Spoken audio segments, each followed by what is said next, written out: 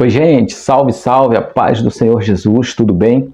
Espero que esteja tudo bem com vocês, comigo vai bem, graças a Deus. Passando por aqui para mais uma videoaula, e nessa videoaula de hoje nós vamos aprender a lição de número 7 da Escola Bíblica Dominical da EBD, que tem por título o Ministério da Igreja, e a nossa lição, a nossa revista é do primeiro trimestre de 2024, que traz aqui na sua capa o nome de O Corpo de Cristo, Origem, Natureza e Vocação da Igreja no Mundo. Então, eu tenho certeza que você é bem-vindo a esta videoaula e vamos aprender juntos. Já pegue aí a sua caneta, pegue aí o seu papel, pegue a sua revista. Vamos então de anotações, vamos aqui de palavra do Senhor para com as nossas vidas. Amém? A nossa introdução nos diz: nesta lição veremos o ministério em suas diferentes funções e ofícios, bem como as qualificações que biblicamente são exigidas para o seu exercício. Primeiramente, mostraremos que, de modo bíblico, todo cristão exerce um ministério sacerdotal que o habilita a ministrar diante de Deus. Nesse sentido, não há diferença entre o membro e a liderança. Todos são sacerdotes de Deus. Por outro lado, as Escrituras mostram claramente que Deus escolheu determinadas pessoas para funções e ofícios específicos. Esses ministérios chamados por Deus têm a função de servir a Igreja de Cristo e trabalhar no aperfeiçoamento dos santos. Glória a Deus. Nosso primeiro tópico, com seus subtópicos, o primeiro tópico diz assim: o ministério sacerdotal de todo crente. Primeiro subtópico, o sacerdócio no Antigo Testamento. Antes da gente entrar nele aqui, já deixo bem claro aí, eu sou o presbítero Sandro Mendes e estou aqui para essa videoaula aprender juntamente com você. Amém? Eu tenho certeza que essa videoaula vai chegar em vários lugares se você estiver aí compartilhando, se você estiver aí dando seu joinha, seu gostei, ativando o sininho para receber todas as notificações. Eu tenho certeza que aonde eu não posso ir, aonde você não pode ir, esta palavra pode chegar, pode transformar a vida, pode transformar pessoas, e essas pessoas talvez vai estar distante, vai estar desviado da palavra, elas possam voltar a ter comunhão novamente com o nosso Senhor e Salvador. Glória a Deus. A nossa mensagem aqui, se você tiver a tua Bíblia aí, já abra a sua Bíblia aí em Mateus 20, 28. Vamos ver o que diz aqui, Mateus 20, 28. Vamos ler um pouco de Bíblia aqui. Mateus 20, 28, já estou folheando a minha Bíblia aqui. Mateus 20, 28 diz: como o Filho do Homem, que não veio para ser servido, mas para servir e dar sua vida em resgate por muitos. O Filho do Homem não veio para ser servido, e sim para servir. Na verdade, o ministério não é para ser visto, e sim o ministério é para servir. O ser humano, o homem, a mulher, que é de ministério, que tem o chamado, que está sobre os seus ombros a responsabilidade de conduzir o rebanho do Senhor, que está sobre os seus ombros de conduzir a palavra do Senhor, que é um veículo para levar o evangelho, a mensagem de Cristo. Eles não estão para ser vistos, não. Eles estão para serviço, porque a obra de Deus é serviço. Eu sei que existem muitas pessoas que, na verdade, querem ser vistos e não querem serviço. Porque a obra de Deus tem que ser serviço. Tanto é que ele diz que a seara é grande e são poucos ceifeiros. Por que são poucos ceifeiros? Porque quase não se encontra homens e mulheres com qualificações para estar indo para a colheita. Então a colheita é carente de você, de mim, tá? A colheita é carente de homens e mulheres valentes e valorosas para esta função. E olha o que nós lemos aqui no nosso texto áureo. O nosso texto áureo de Efésios 4:11 nos diz o seguinte: e ele mesmo deu uns para apóstolos, e outros para profetas, e outros para evangelistas, e outros para pastores e doutores. Então, ele trouxe vários, ele chamou vários, e ele mesmo aqui fala, lá em Efésios 4:11, fala isso aí. Então, ele mesmo convocou-nos para uma grande obra. Vamos ler ainda Efésios, olha bem, vamos ler ainda aí Efésios, o livro de Efésios aí, ó. Livro de Efésios, ou melhor, Filipenses 1:6. Vamos ler? Ver o que é que diz aí? Filipenses 1:6. Diz assim, ó: estou convencido de que aquele que começou a boa obra em vocês vai completá-la até o dia de Cristo Jesus. Ou seja, se ele começou a boa obra, ele é fiel e justo para cumpri-la em nós. Glória a Deus. Amém? Vamos continuar aqui, então. O nosso primeiro tópico, o seu primeiro subtópico, o seu subtópico nos diz o seguinte: o sacerdócio no Antigo Testamento. A prática do sacerdócio é bem antiga entre os hebreus. Ela saiu da esfera familiar para se tornar uma complexa prática cerimonialista. Dessa forma, a evolução do sacerdócio na antiga aliança é como segue. Primeiro, no princípio, quando surgiu a necessidade de se oferecer sacrifício, os cabeças das famílias eram seus próprios sacerdotes. Vou dar aqui um exemplo. Jó capítulo 1, verso 5. Jó capítulo 1, 5 fala a respeito do patriarca Jó. Sempre quando seus filhos faziam-se uma festa, os seus filhos faziam ali aquela festa, aquela festividade toda, e os seus filhos finalizavam aquela festa. Não sei se tu lembra, mas Jó, ele sempre sacrificava a Deus. Ele sempre imolava um animal, oferecendo sacrifício a Deus pelos seus filhos. Ou seja, Jó estava fazendo o quê? Um papel de um sacerdote. Então Jó ali era o patriarca da casa, era o sacerdote da sua própria casa.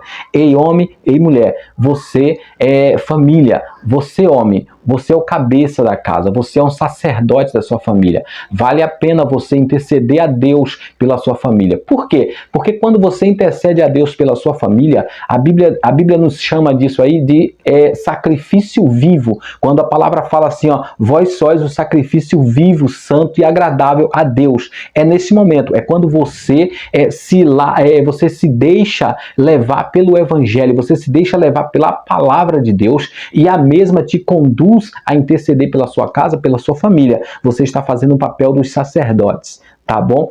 Glória a Deus. Então, em Gênesis, ainda aqui, ó, em Gênesis 12:8, vamos ver aqui, Gênesis capítulo 12, verso 8. Abra sua Bíblia aí se você tiver, em Gênesis 12:8.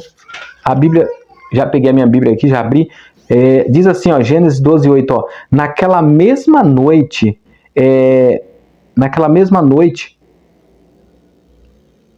cadê? Vamos aqui.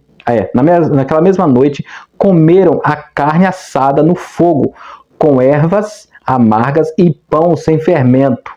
Ou seja, tudo que eles faziam, toda a sua liturgia, que está falando da Páscoa, era algo que os sacerdotes faziam, mas era porque eram os cabeças da casa, eram os principais, eram os sacerdotes. E existe ali, na antiga aliança, em Êxodo também 28:1 fala a respeito, em Jó 1:5 a gente já acabamos de ler, e outros mais, fala a respeito dos sacerdotes, que eles, o cabeça da casa, na verdade, eles têm que ter sempre em mente que como cabeça ele é o sacerdote do seu lar. Então a sua família tem que estar debaixo de oração, a sua família tem que estar debaixo de proteção de Deus. Para isso é necessário o sacerdote interceder pela sua casa, pela sua família, porque assim como Cristo hoje, Cristo é o nosso sumo sacerdote.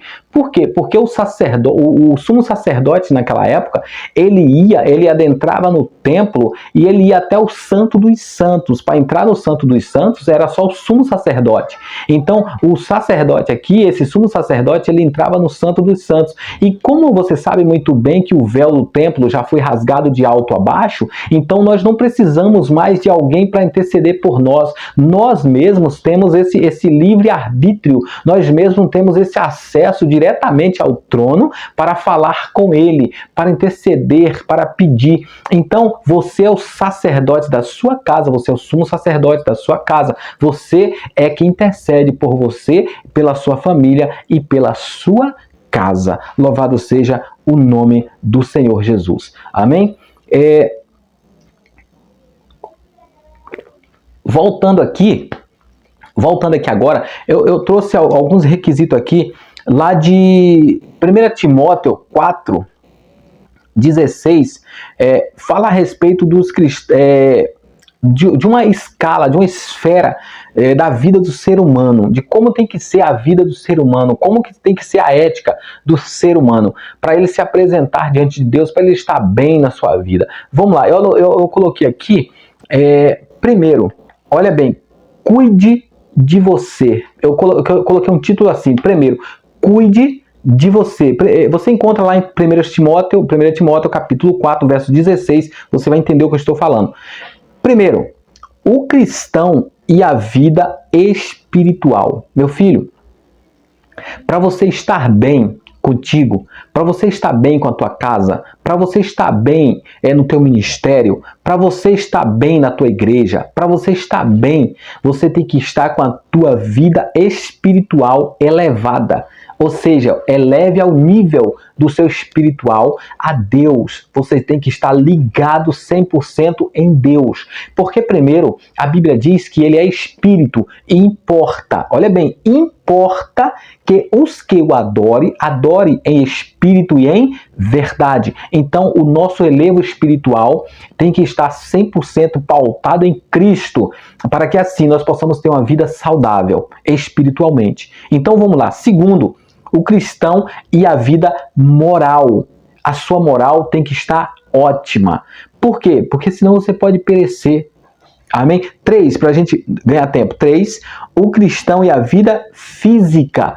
Tem muita gente achando que a vida física não importa. E a vida física importa. Porque quando você chegar diante do espelho, você pode tomar um susto quando vê o que está acontecendo com você. Então, se cuide. Se cuide, tá? Cuide da sua vida física, cuide da sua aparência, cuide de você, sabe?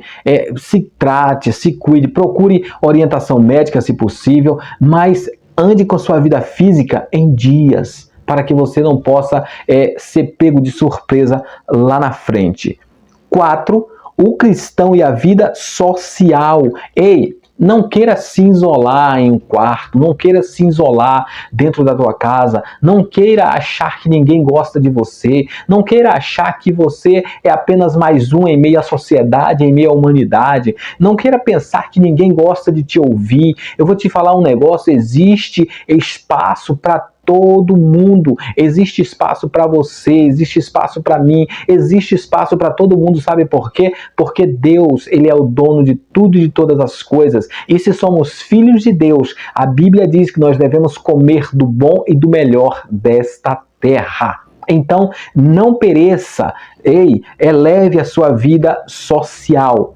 Mais uma, 5, o cristão e a vida eclesiástica. Ei, meu filho, se prepare na palavra, se prepare no ensino, se prepare lendo a Bíblia, orando, jejuando, buscando. Por quê? Porque quando você for expressar ou explicar o teu sermão, a tua palavra, não seja, como diz por aí, não seja uma palavra xoxa. Você tenha que ter fé, você tem que ter determinação, você tem que ter respaldo bíblico, você tem que ter texto, contexto, história, você tem que ter tudo isso. Por quê? Porque é necessário, até porque estamos lidando com seres humanos, e seres humanos são dotados de inteligência. Por quê? Porque a Bíblia diz que nós temos a mente de Cristo. Então, se temos a mente de Cristo, é uma mente sábia, é uma mente inteligente. Então, você tem que se aprimorar naquilo que você faz eclesiasticamente falando. Amém?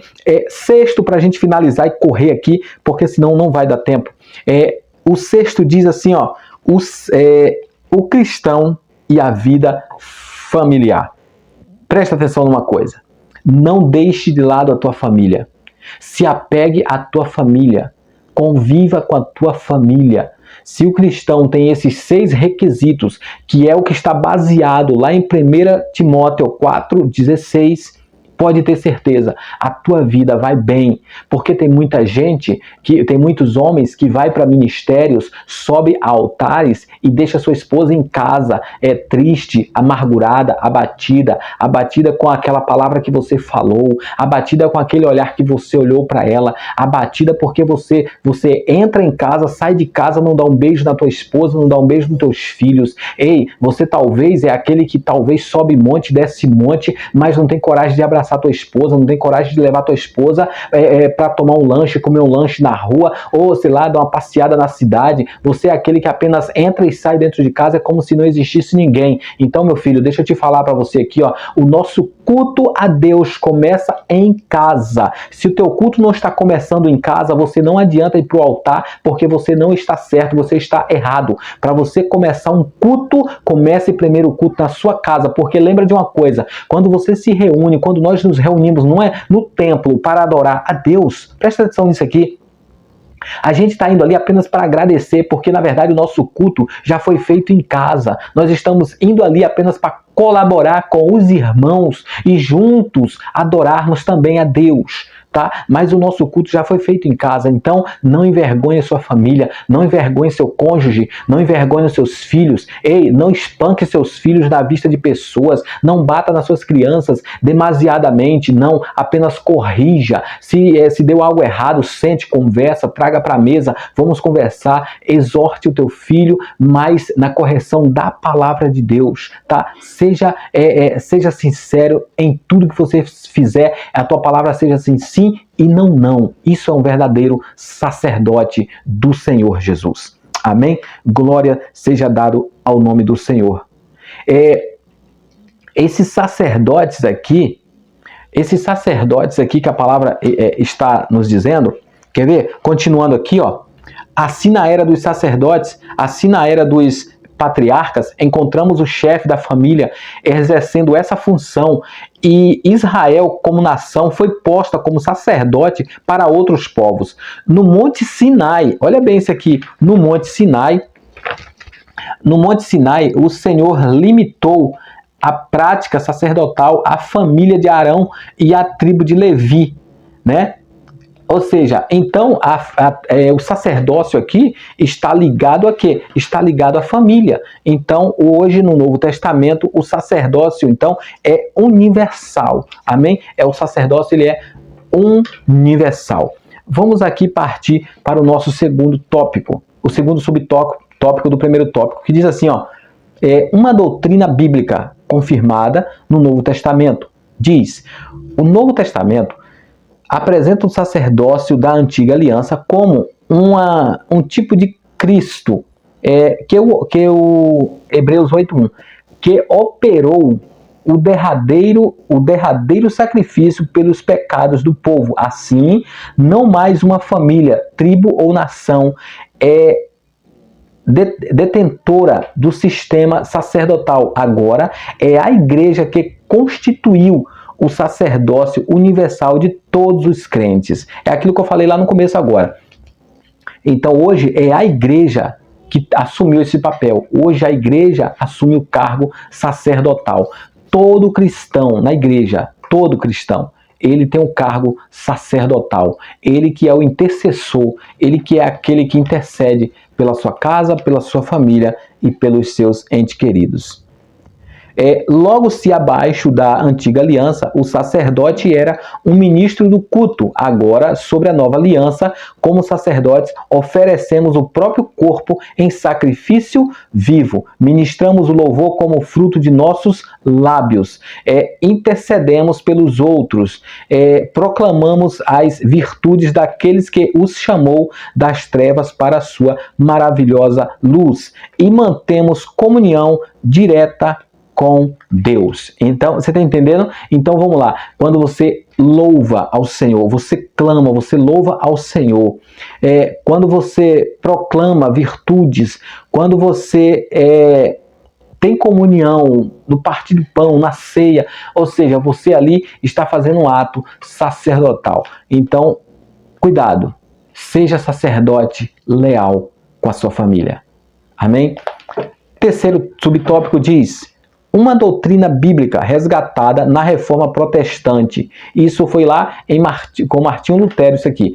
Olha bem, diz assim, ó: no catolicismo romano, o sacerdócio é limitado à figura dos padres. Não há a função sacerdotal para os membros da igreja. Nesse caso, o Papa é considerado o vigário de Cristo na terra. Por isso, cabe destacar aqui que o resgate da doutrina bíblica do sacerdócio universal dos crentes, tal qual se encontra no Novo Testamento, foi uma obra da Reforma Luterana do século XVI. Ou seja, aqui está falando o seguinte, que isso aconteceu depois que Martinho Lutero, né, que ele proclamou a independência, vamos dizer assim, que a partir dali então surge o cristianismo, né, que somos nós aí, e a partir daquele momento existiu então a chamada protestantes, que ele colocou as teses na porta da igreja, e ele não aceitava algumas. Vou dar um exemplo delas aqui. Por exemplo, na Igreja Católica é só o Papa e os padres que são alguém que leva um conjunto de pessoas a uma adoração e tal.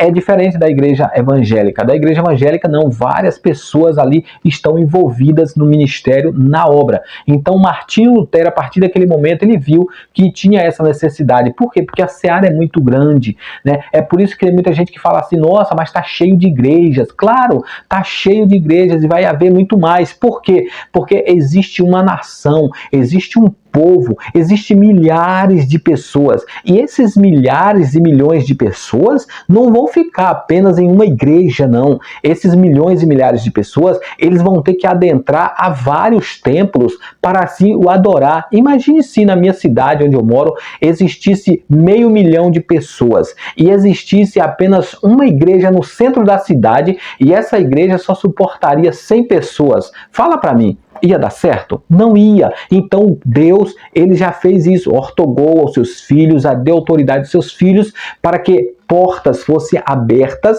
ministérios fossem abertos, para quê? Para as pessoas virem adorar, cultuar ao Senhor, ao Rei dos Reis e Senhor dos Senhores. Amém? Então, continuando, diz: para o reformador alemão, que é o Martinho Lutero, qualquer cristão verdadeiro participa dos benefícios de Cristo e da igreja, qualquer um, não são, ele é o seguinte, ele não faz acepção de pessoas para salvar, ele quer salvar a todos.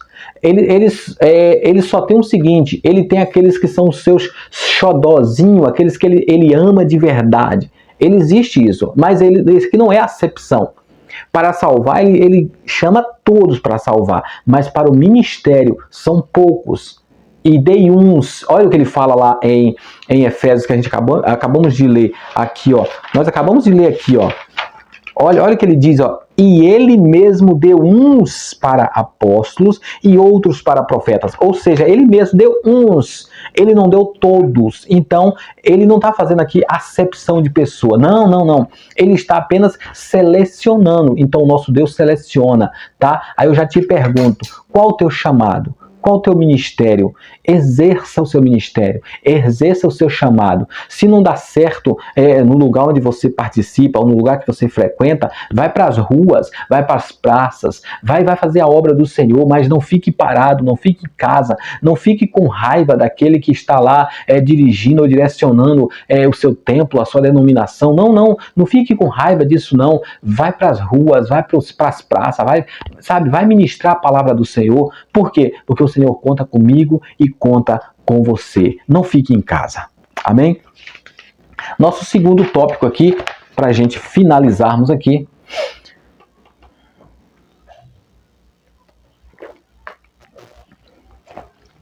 Nos diz assim, nosso segundo tópico: a estrutura ministerial do Novo Testamento. Primeiro subtópico diz: o ministério quíntuplo é chamado de ministério quíntuplo. Por que é chamado de ministério quíntuplo? Vamos lá? Vamos ver isso aqui. Por que é chamado de ministério quíntuplo?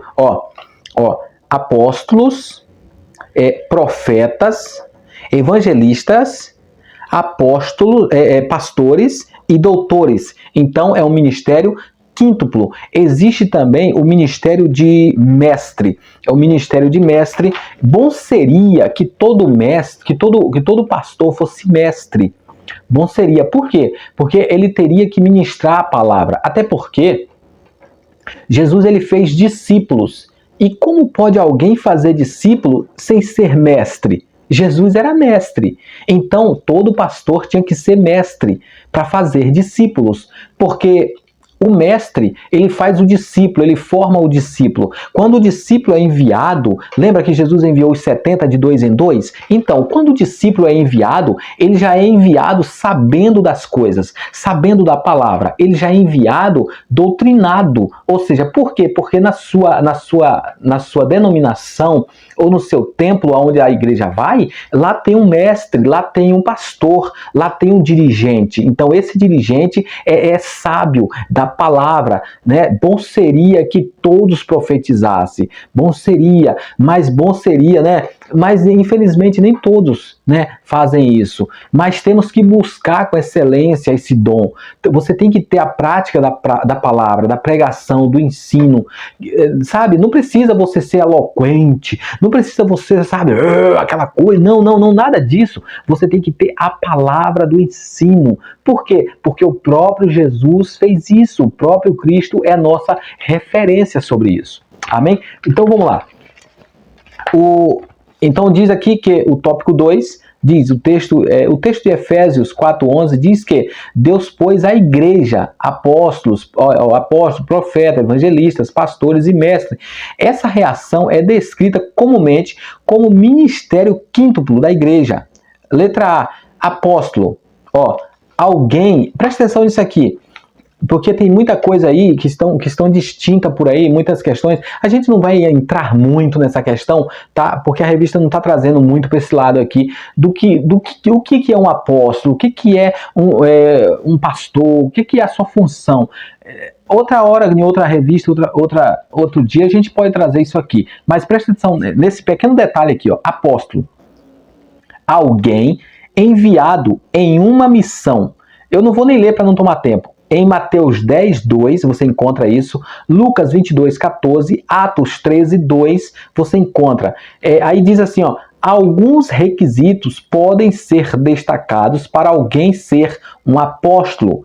Aí diz, ter estado com o Senhor Jesus, Atos 1:21, 22, ter sido uma testemunha da ressurreição de Jesus, Atos 1:22, ter visto o Senhor, Atos 9:1 e 5, ter operado sinais e maravilhas, 2 Coríntios 12:1, 5. Assim, no Novo Testamento, o apostolado pode ser visto mais como uma função do que um ofício. Você está entendendo? Pode ter sido mais uma função do que um ofício. Presta atenção. B. Profeta. O profeta era alguém inspirado e autorizado para falar em nome de Deus. Nesse aspecto, ele era um porta-voz de Deus. No Novo Testamento, o profeta exortava e consolava, Atos 15:32, e trazia a revelação do futuro, Atos 11, 27 e 29. Contudo, a Escritura distingue o ministério de profeta do dom de profecia. Assim, somente alguns eram chamados para ser profetas. Efésios 4:11, que nós lemos. Enquanto todos poderiam exercer o dom da profecia. 1 Coríntios 14, 5, 31. Então, observa. Agora, evangelista. C.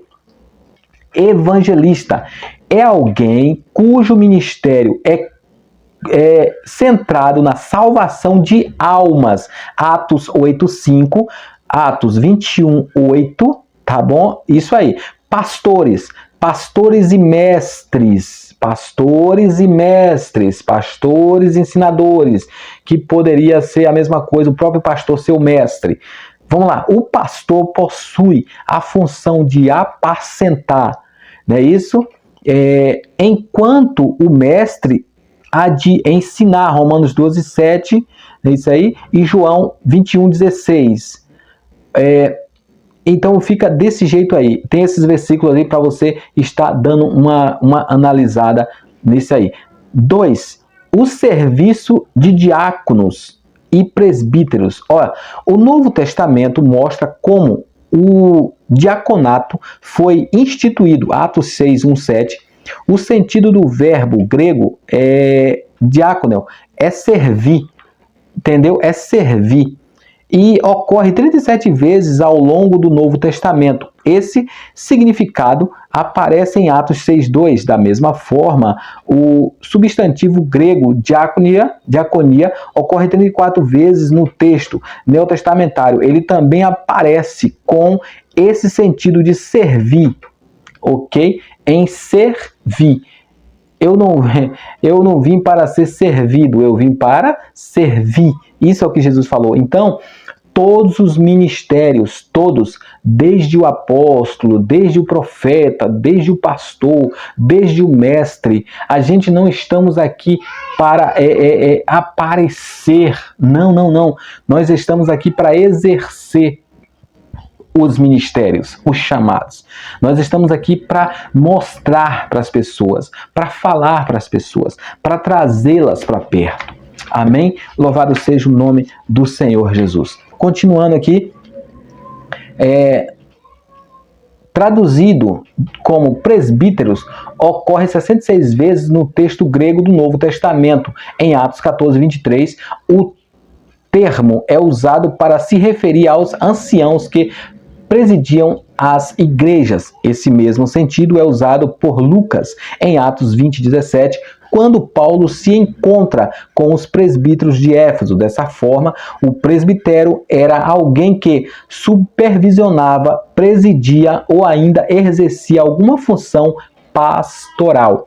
Em outras palavras, o presbítero é a mesma coisa do pastor. Na ausência do pastor, o presbítero pode exercer o ministério ou ficar à frente do ministério. Queridos, glória a Deus. Então, é isso aí. Na nossa terceiro ponto aqui, terceiro ponto nos diz as qualificações para o ministério. Presta atenção nisso aqui. As qualificações para o ministério.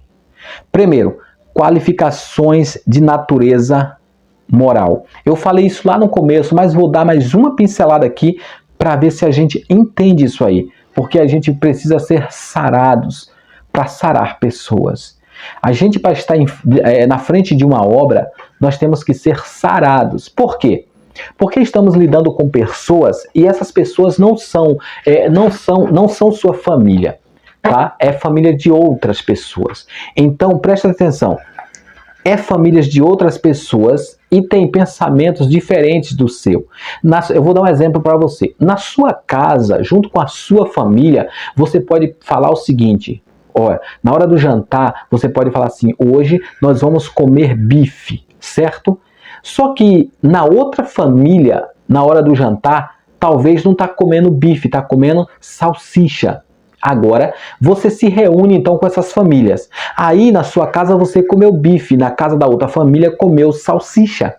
Você não pode de maneira nenhuma se achar o tal porque você comeu bife e a outra família comeu salsicha.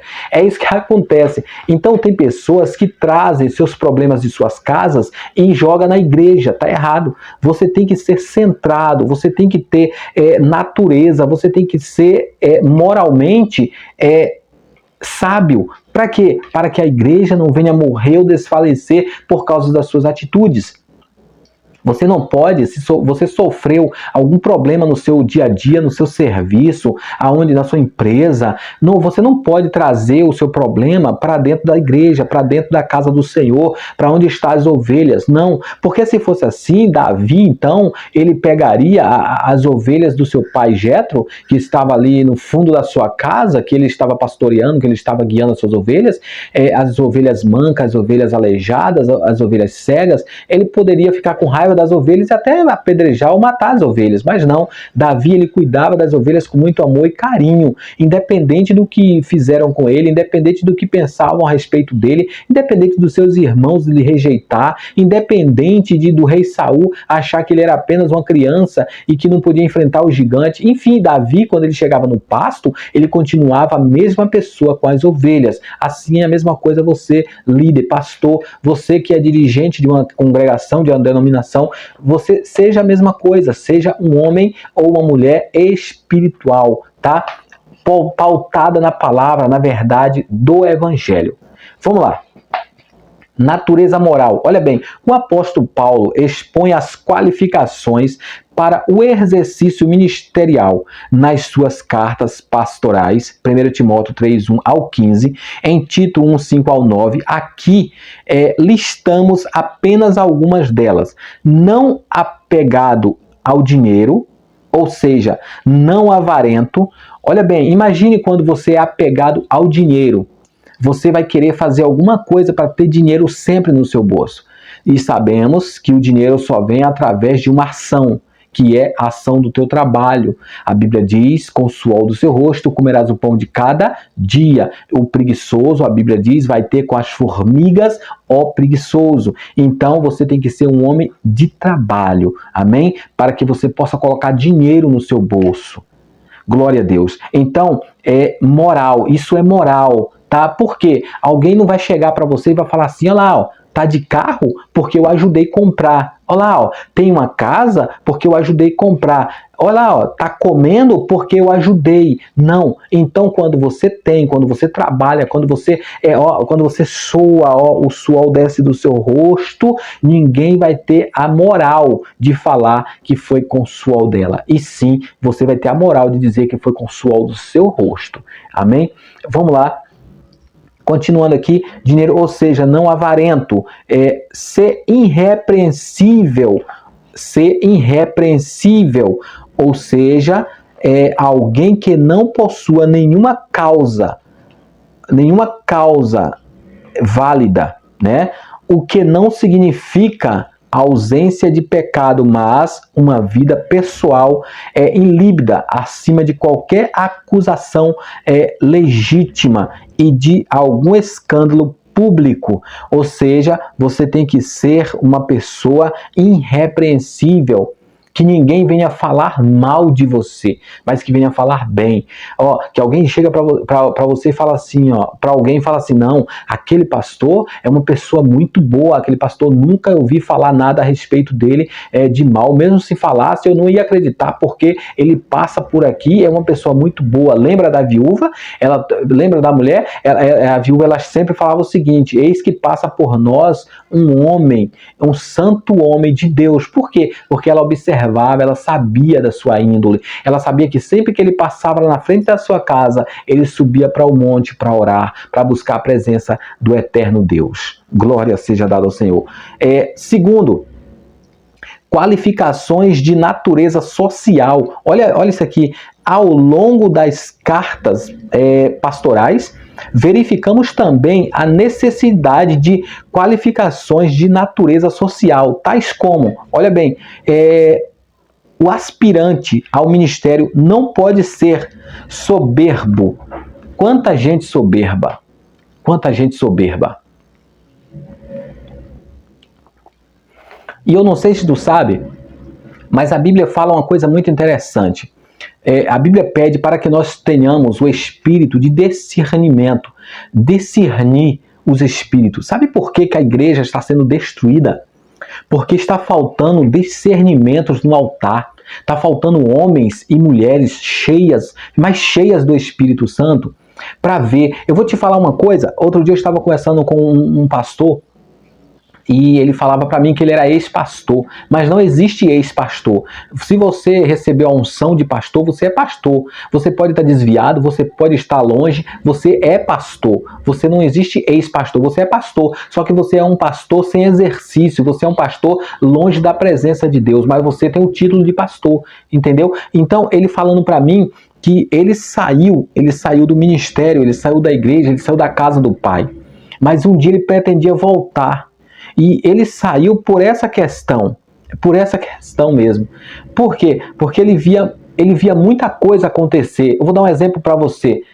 Você está ali no templo, você está no templo, você consegue entender e ver quem é maldoso, você consegue ver e entender quem está ali e está em pecado de adultério, em fornicação, que é ladrão, às vezes é alguém salteador, alguém manipulador. Você consegue ver, às vezes, quem está em cima dos altares não sabe. E eu vou te falar, às vezes tem alguém que está lá embaixo no banco sentado que consegue ter a visão melhor do que quem está no altar. Isso é uma grande realidade. Eu digo isso com experiência que eu já vi com meus próprios olhos. Tem pessoas que às vezes consagra só porque a pessoa é dizimista. Às vezes consagra só porque a pessoa todos os dias vai ao culto. Às vezes consagra só porque é amigo. Às vezes consagra só porque vê que a pessoa todo dia vai ao culto. Ei, meu irmão, não é assim que as coisas funcionam. Quem consagra, quem dá a visão para você é Deus. Então Deus te dá, mas tu tem que, olha bem, se Deus te dá a visão,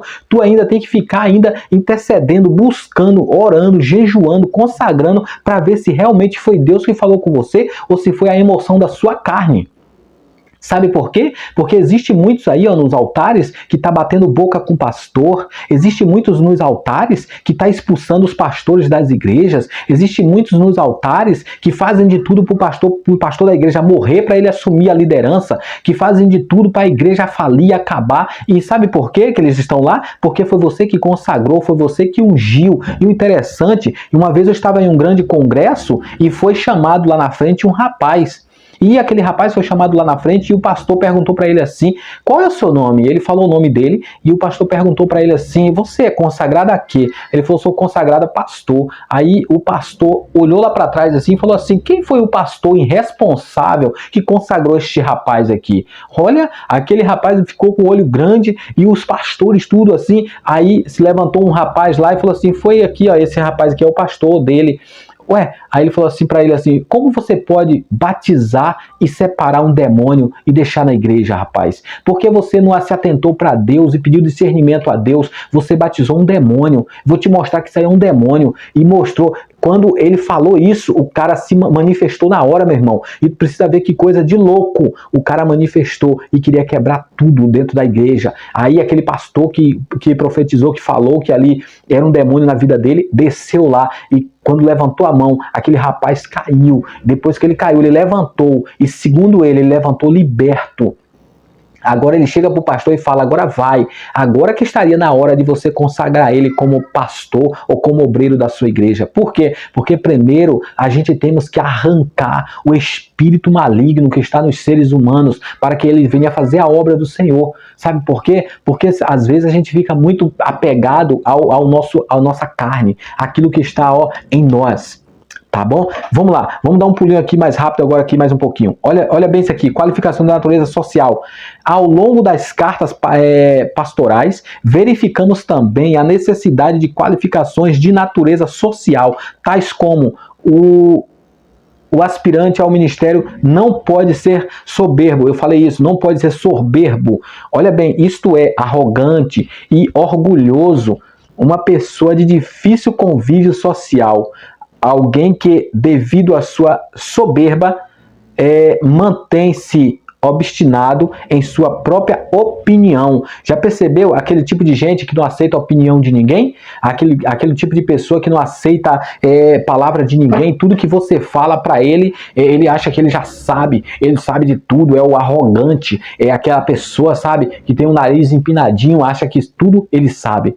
Na verdade, ele está sendo arrogante e ele não percebeu.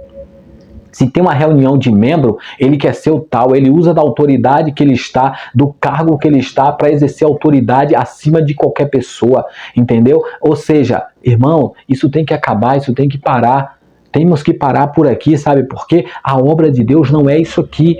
A obra de Deus precisa de homens e mulheres que tenham o Espírito Espírito Santo de Deus. E o Espírito Santo de Deus não é baderneiro. O Espírito Santo de Deus não é aquele que salta os bancos, que pula os bancos, que sai batendo nos altares, que sai batendo nas pessoas, que sai cotovelando todo mundo. Não, isso aí não é Espírito de Deus. Isso aí é falta de reverência na casa de Deus. O homem e a mulher têm que ser mas cheios do Espírito Santo, porque o Espírito Santo de Deus, ele é inteligente. Amém? Vamos finalizar aqui, vamos dar um pulinho aqui para a gente finalizar.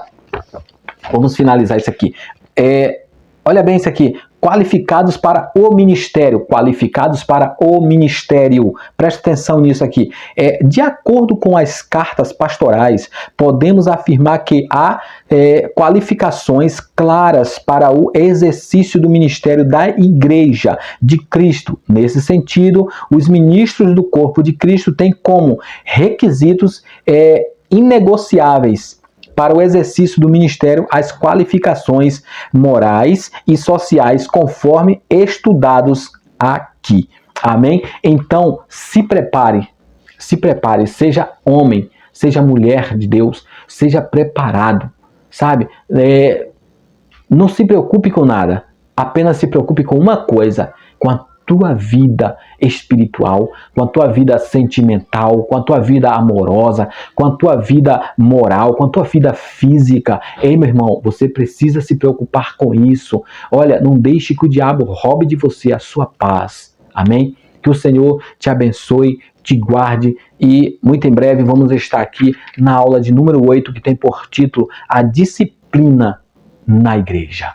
Amém? Que o Senhor te abençoe e te guarde em nome do Senhor Jesus. Vou ficando por aqui. Que Deus assim te abençoe agora e para todo sempre. Amém.